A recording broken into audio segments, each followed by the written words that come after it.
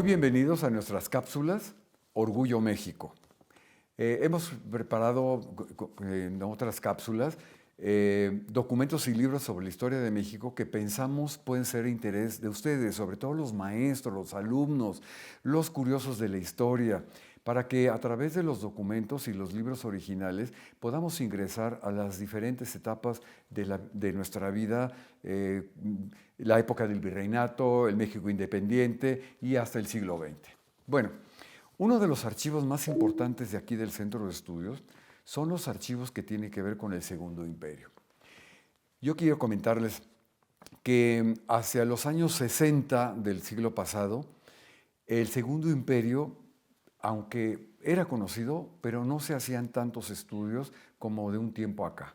¿Por qué? Porque se trataba como de borrar esos 3 años que estuvo aquí el emperador con su esposa, y como que no importaban esos archivos. Y entonces los recibió el Centro de Estudios y hoy son verdaderamente tesoros importantísimos para el estudio de la historia de México, porque el Segundo Imperio también es historia de México. Yo recuerdo que alguna vez en discusiones de colegas se brincaban de la República, olvidando totalmente el Segundo Imperio. Yo les decía, pero es que el Segundo Imperio existió. Me dijo, sí, pero también la República nunca dejó de existir porque Juárez se fue hasta el norte. Sí, les dije, pero la capital estaba con el Segundo Imperio.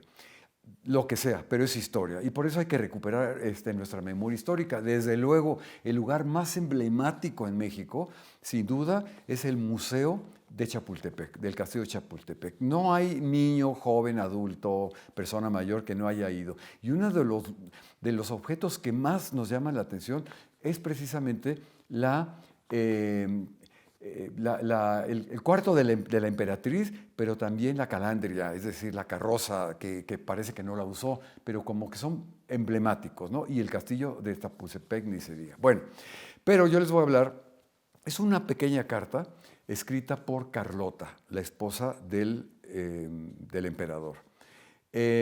Carlota era una mujer muy sensible, así como su esposo, se enamoró profundamente de México, ¿sí?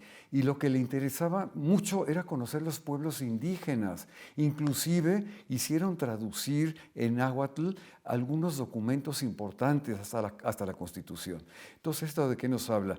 De que el emperador, el archiduque Maximiliano con su esposa, fueron invitados por el grupo de notables en Europa para que viniera a gobernar el país.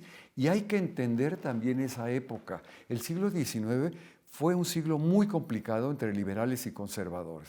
Y finalmente los conservadores ganaron y trajeron al emperador para poner en paz a estas tierras. Hay que entenderlo, ¿sí?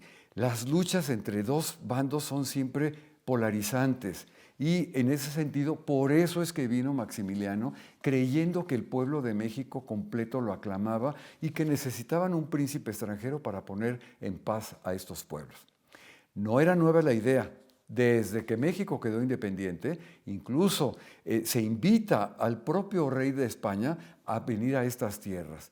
Y fue pasando el siglo XIX, los federalistas y los centralistas, y la idea de los centralistas era traer un príncipe europeo, y finalmente se logró con las consecuencias que ya sabemos, ¿sí?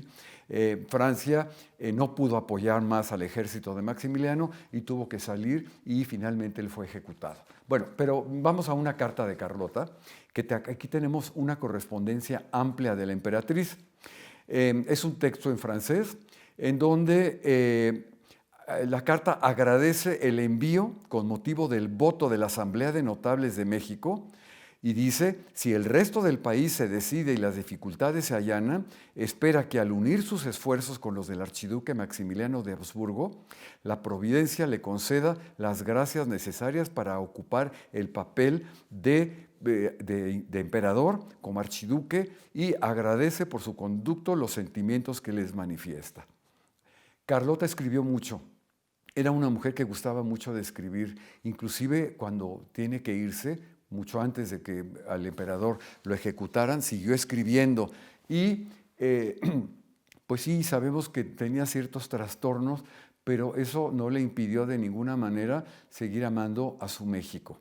Inclusive, de acuerdo a lo que nos comenta Carlos Felipe de Habsburgo, un hombre que vive en México, que nació en México. ¿Quién iba a decir que iba a nacer en México? Contaba que su abuelo, cuando iba a visitar a la emperatriz en el palacio de Bujaut, cuando recibía a los comensales, el cubierto del emperador estaba puesto, como si la emperatriz pensara que en un momento dado podría entrar nuevamente el emperador. Fue un drama muy del siglo XIX, un drama muy de la época, y pasaron a la historia. Y como dicen, si el archiduque no hubiera dejado su sangre en México, no hubiera pasado a la historia. Pues muchas gracias y los invito a que consulten las cartas de la emperatriz y recordando lo que fue esa época con los ojos del siglo XXI, sin lugar a dudas, pero tratando de entender nuestra historia para reconciliarnos con ella. Los espero en la próxima cápsula y lo mejor para todos ustedes.